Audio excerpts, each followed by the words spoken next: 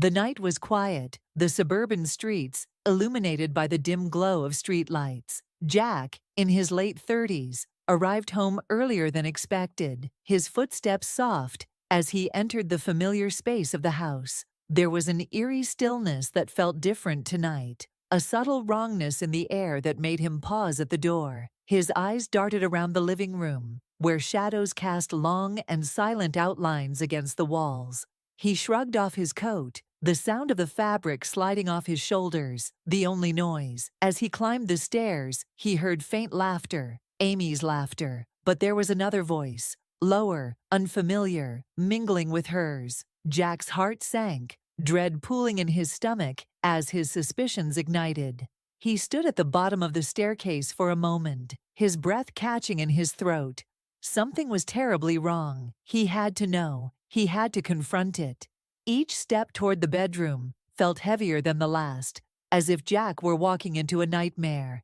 He could hear the muffled voices more clearly now, Amy's playful giggle intertwined with a man's quiet whispers.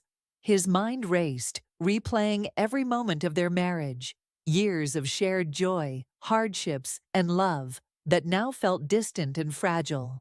The hallway was lined with photos from their wedding, family vacations, anniversaries, snapshots of a life he thought was secure. But each picture now felt like a lie, a painful reminder of a life that seemed to be crumbling right before his eyes. Jack hesitated in front of the bedroom door, his hand hovering over the doorknob, unsure if he could handle the truth that awaited him. His knuckles were white from gripping the door frame, his pulse pounding in his ears. Swallowing hard, he pushed the door open. The sight before him, confirming his worst fear, the bedroom, softly lit by the bedside lamp, was a scene Jack could never have prepared himself for. Amy, his wife of 10 years, sat on the edge of the bed, laughing softly with Mark, a man Jack recognized from casual encounters at social gatherings, never suspecting him to be anything more than an acquaintance. At the sight of Jack standing in the doorway, Amy's smile vanished, her face draining of color as she realized she'd been caught. Mark quickly stood, fumbling for words as guilt and panic washed over him. "Jack, I can explain," Mark started, but Jack's cold, piercing gaze cut him off before he could say anything further. "It's exactly what it looks like," Jack said, his voice calm but edged with a simmering fury. The tension in the room was unbearable, the air thick with unspoken words.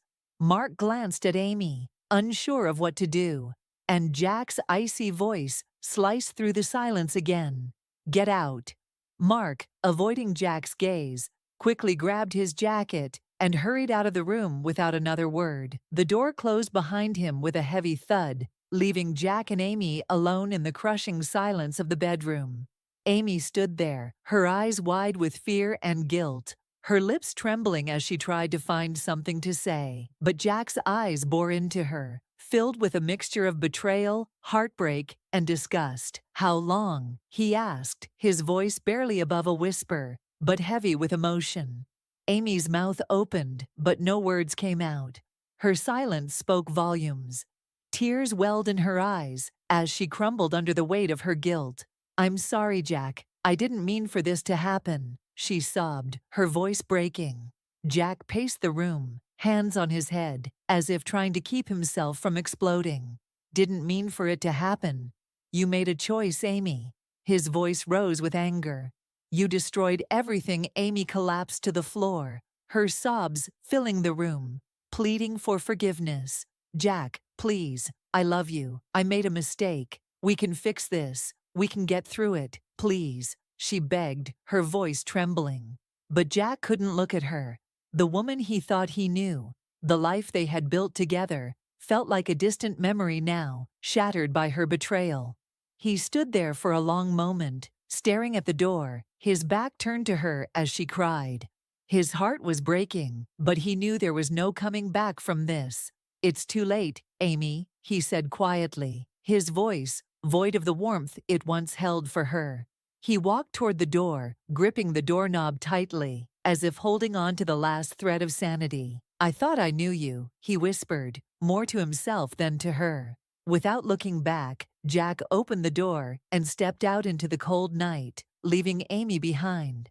Jack pulled into the driveway later than usual, his workday stretching into the evening. The cool night air brushed against his face as he stepped out of the car, but there was something else, something that felt off. The house, normally filled with warmth and comfort, now seemed distant and cold. He noticed the faint glow from the upstairs bedroom, the only light on in the otherwise dark house. It was strange. Amy, his wife, was always particular about turning off the lights before bed. He glanced at his watch. It wasn't that late, but it was odd for Amy to still be awake. As he quietly entered the house, slipping off his shoes, the sound of muffled voices reached him. He stood in the living room, frozen. There was laughter, Amy's laugh, the sound he had fallen in love with. But there was another voice, deeper, unfamiliar. Jack's heart began to race. He stepped toward the staircase, his stomach knotting with unease. Could it be? No, it couldn't. Not Amy. His mind wrestled with his instincts, but his feet kept moving, drawn toward the sound of his wife's laughter, mingling with that of another man. He had to see for himself. Each step up the staircase felt like a march toward something inevitable, something Jack didn't want to believe. His heart pounded in his chest as the voices grew clearer, the laughter more distinct. Amy's bedroom door was slightly ajar, the faint light spilling into the hallway. As Jack moved closer, he could hear her, speaking in a soft, playful tone. "You're terrible," she giggled, her voice filled with a warmth that twisted the knife in Jack's chest. His mind raced, struggling to make sense of what was happening. This was the woman he had shared his life with for over a decade. The woman who had been his partner in everything, the mother of their children. But now, standing just a few feet away, Jack's world began to unravel. He stopped outside the door, his hand trembling as he reached for the knob. His eyes flicked to the photos on the wall, pictures from their wedding day, family vacations, moments that now felt like part of a distant, forgotten life. His mind screamed at him to walk away, to leave before the truth hit him. But his body betrayed him. He pushed the door open, and there it was, the scene that would change everything. The bedroom was dimly lit, the soft glow from the lamp casting long shadows across the room. Jack stood in the doorway, frozen, as his eyes took in the sight of Amy sitting on the bed with Mark, a man Jack vaguely recognized from work events. Amy's face was flushed with laughter, her hand resting on Mark's arm. When they noticed Jack, the laughter died instantly, replaced by an awkward, deafening silence. Amy's eyes widened in horror, and Mark scrambled to his feet, looking like a deer caught in headlights. "Jack," Amy's voice was a whisper, barely audible, as though she was struggling to find words. Mark, clearly panicking, stammered, Jack, listen, this isn't." Jack raised his hand, his face cold, his voice deadly calm. "Don't." Mark stopped, his mouth still open, but no words came out. Jack's gaze shifted to Amy, his eyes hard and unyielding. "How long?" His question hung in the air like a blade, cutting through the silence. Amy opened her mouth, but couldn't speak. Her face was pale, her guilt written all over her. "How long?" Jack repeated, his voice shaking with barely contained rage. Amy's eyes filled with tears. "Jack, But Jack wasn't listening anymore. His world had already collapsed. Mark, unable to handle the weight of Jack's gaze, quickly grabbed his jacket and backed out of the room, mumbling a quick, "I'm sorry," as he stumbled out the door. The sound of the door closing behind him echoed through the room, leaving Jack and Amy alone. Amy stood there, tears streaming down her face, her whole body trembling, as she realized the magnitude of what she had done. "Jack, please," she whispered, her voice shaky. "I didn't mean for this to happen. I love you. Please, we can fix this." But Jack's face remained impassive, his heart numb to her pleas. He couldn't even look at her without feeling a surge of anger and pain. His voice, when he finally spoke, was cold. "You didn't mean for it to happen. You made a choice, Amy." His words cut through the air like ice, and Amy flinched as if she had been struck. She fell to her knees, sobbing. I was weak. I don't know why I did it, but I swear it didn't mean anything. Please, Jack, I love you. I can't lose you. Jack stared at her, his heart a storm of emotions. But all he could feel now was the betrayal. The life they had built together, the trust they had shared, it was all gone.